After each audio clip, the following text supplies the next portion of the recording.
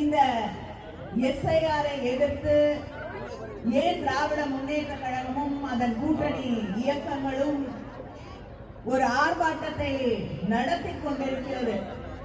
இதுவரைக்கும் இந்த வாக்காளர் பட்டியலை சீராய்வு செய்யறதில்லையா அப்படின்னு கேட்டீங்கன்னா செஞ்சிருக்காங்க. ஆனா இதற்கு முன்னால் சீராய்வு செய்யப்பட்ட போது 2002ல 6 மாதம் அதற்கு அவகாசம் தரப்பட்டது. இன்னைக்கு செய்யறாங்க இல்லையா, 1 மாசத்துல ஃபார்ம் கொடுக்கணும், 10 நாள்ல ஃபார்ம் திருப்பி வாங்கணும், பட்டியல இருந்து வெளியேற்றப்பட்டால் திருப்பி உங்க பேரை அவங்க மறுபடியும் ஏற்றுக்கொள்வதற்கு பல பிரச்சனைகள் என்ற நிலையெல்லாம் இல்லை.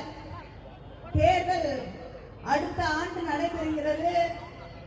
இத்தனை மாதம் என்ன பண்ணிட்டு இருந்தாங்கன்னு தெரியல. இப்ப கடைசி நேரத்துல வந்து இந்த எஸ்ஐஆரை கொண்டு வருகிறார்கள். இது ஸ்பெஷல் இன்டென்சிவ் ரிவிஷன். ஆனா உண்மையிலேயே பிஜேபி உடைய கண்ணோட்டத்துல இது ஸ்பெஷல் எக்ஸ்க்ளூஷன் ரிவிஷன். எக்ஸ்க்ளூஷன்னா பேரை எடுத்துறது, பட்டியல்ல பேர் நீக்குவதற்காக செய்யப்படக்கூடிய சீராய்வு தான் இது. யார் யாரோட பேரெல்லாம் எடுக்கிறாங்க? பீகார்ல எடுத்திருக்காங்க, ஹரியானால எடுத்திருக்காங்க, மகாராஷ்டிரால எடுத்திருக்காங்க. யாருடைய பேரெல்லாம், யாரெல்லாம் இவங்களுக்கு ஓட்டு போட மாட்டாங்களோ அவங்களுடைய பேரை எடுக்கணும். இதுல மிகப்பெரிய ஆபத்துகள் இருக்கு.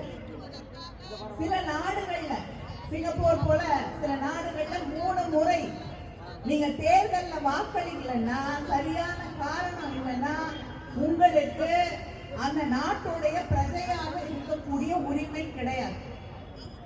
இப்ப இந்த வாக்காளர் பட்டியல இருந்து உங்க பேரை எடுத்துட்டு நாளைக்கு இப்படி ஒரு சட்டம் கொண்டு வந்தாங்கன்னா, நாம இந்திய குடிமக்களாக வாழ்வதற்கு உரிமை இருக்கா, அது பறிக்கப்படுமா என்று சிந்தித்து பார்க்க வேண்டும்.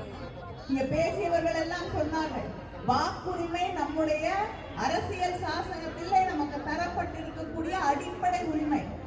அந்த உரிமை பேர், உங்க பேரு வாக்காளர் பட்டியல்ல இல்லைன்னா அந்த உரிமை எப்படி கிடைக்கும்? அந்த உரிமை இல்லாம போய் நாளைக்கு நீங்க தேர்தல்ல ஓட்டே போட முடியாது. உங்களுக்கு வாக்காளர் அட்டையே கிடையாது.